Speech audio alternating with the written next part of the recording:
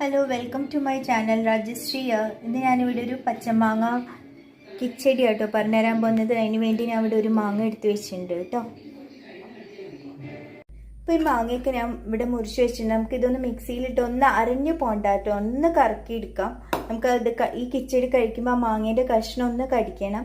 പിന്നെ ഇത് കുറച്ച് തൈര് എടുത്ത് വെച്ചിട്ടുണ്ട്. തൈര് നമുക്ക് ആവശ്യത്തിന് എടുക്കാം. ഇത് പിന്നെ ഒരു അര കപ്പിന് മേലെ തേങ്ങ, ഒരു 4 പച്ചമുളക്, 1 ടീസ്പൂൺ കടുക്, കുറച്ച് പഞ്ചസാര, ഇത് വറവിടാൻ കടുക്, ചുവന്ന മുളക്, പിന്നെ കരിവേപ്പില.